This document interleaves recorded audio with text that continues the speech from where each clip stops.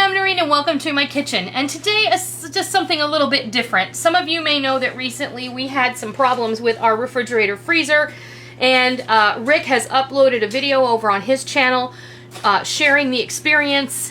It took a little less than a week from the first problem to the complete resolution.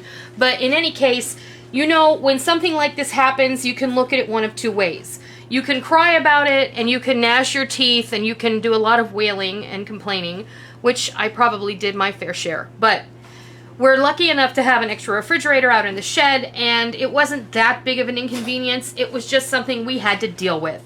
But in the process, you know, when your refrigerator completely thaws out and you look at it, you have a really good opportunity to totally clean out your life when it comes to your refrigerator. We collect things that don't need to be in there, and you know what? It happens to all of us. So it's a good time to check the dates and then maybe take stock and figure out what you want to do with your refrigerator.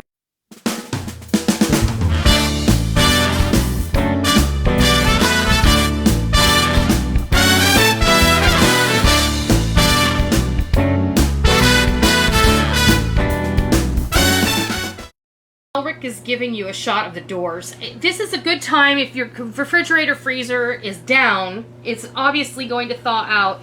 You want to get in there and you want to deal. You want to go through everything that you can go through. Get rid of things that are completely not something. Maybe you bought a jar of sauce for a dish and you're never going to use it again. And maybe it's time to just face the facts that you're never going to use it again and toss it. You know, I don't like tossing things either, but sometimes we have to do a clean out. And this time was a serious clean out. This was a big purge for me. Good opportunity. It was a good opportunity. But I wanted to find a way to make life a little more convenient. You know, when you put a lot of jars, bottles, and stuff in, and whatever, containers in your fridge, sometimes it's hard. You know, you got to get in here and you got to dig, and it's like excavating an archaeological dig. I always ask her because she knows right where it is. I do. But I thought, you know what, I have these bins in my laundry room, and I have some that aren't being used, so I wonder if these would fit in the refrigerator. So this is what I did. This is a bin that has like pickles and hot sauce and chocolate sauce and mustard and ketchup.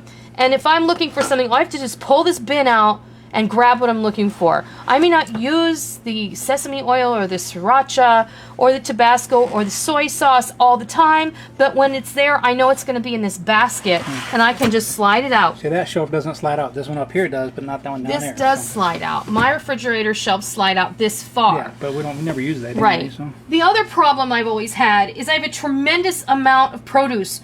We buy a lot of produce. We grow a lot of produce, and my drawers in this refrigerator, which we bought secondhand from someone who lived next. They didn't like it because the door didn't open the right way. The door didn't open the right way. They live next to my parents, and this is a $1,500 refrigerator, and we bought it for $500, and this was like 6 years ago. It's done well for us. It's done well. It has. And but I will say, for a busy family, these drawers are plastic, and they're cheaply made, and really I need to replace them. They're falling apart. But we make do. But I buy a lot of produce. So we've got always cucumbers, lettuce, spinach, tomatoes, mangoes, apples, peaches, whatever's in season. These down here, these are all my homegrown tomatoes. I've got zucchini. I've got some garlic in there.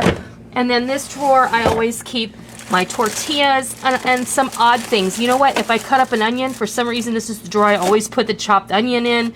I have my container of chipotle peppers. I have some bacon and ham steak in there. But I was thinking, this bottom drawer is supposed to be for produce or meats. I've always used it for meats, like lunch meat. I always stick my butter and my cream cheese in there. That's just where it ended up. But I had these smaller bins that I thought, I'm going to see how this works for us. So I put my deli meat and cheese in this basket here. And I put my cream cheese and my butter in here. And we're going to see how this works for us. The fact that I can put this in these stacking baskets kind of helps me organize my refrigerator a little more.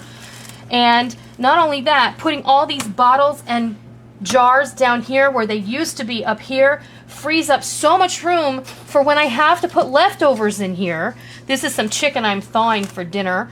This is leftovers. You know, I have meatballs, macaroni and cheese, and some stir fry. So the leftovers are easy to identify, and here's some tuna salad. But I have plenty of room to work with still. And then I thought, well, what if I did that in my freezer too? Now, my freezer, obviously I haven't filled it back up again. This one here fits perfect in This basket fits perfect on this shelf. And there's just an odd combination of stuff that I like to always keep in the freezer in there. And then this little basket, I have my yeast, I have some more butter, some cheese rennet, some truffle butter that I got on clearance and couldn't resist.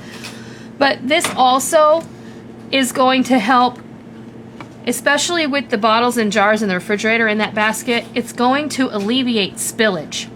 Because let me tell you something.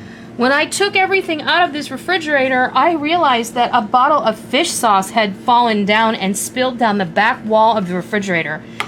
It dried on, I don't know how long ago it had happened, and it's been about 6 months since I did a major clean out on my refrigerator. But let me tell you, I had to get my steamer out so I could clean up that mess.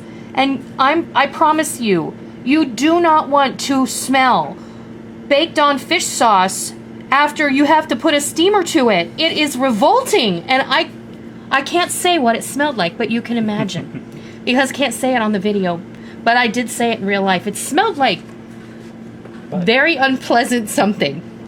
So, anyway,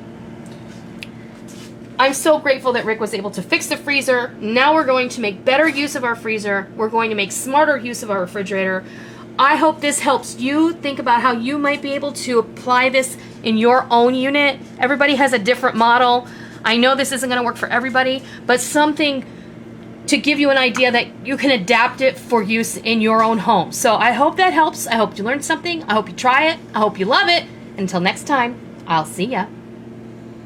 Thank you for joining me in my kitchen today. I hope you liked what you watched today, and I hope that you try it, and I hope that you love it. If you like what you saw, please consider hitting the thumbs up button and giving me a positive rating. And also, make sure that you hit the subscribe button if you're already not a subscriber, so that you don't miss out on any of the fun we have here in our kitchen every single day. I hope that you enjoyed it. I'm really glad that you're here. Thank you for stopping by. Don't forget to come by tomorrow. Until next time, happy eating!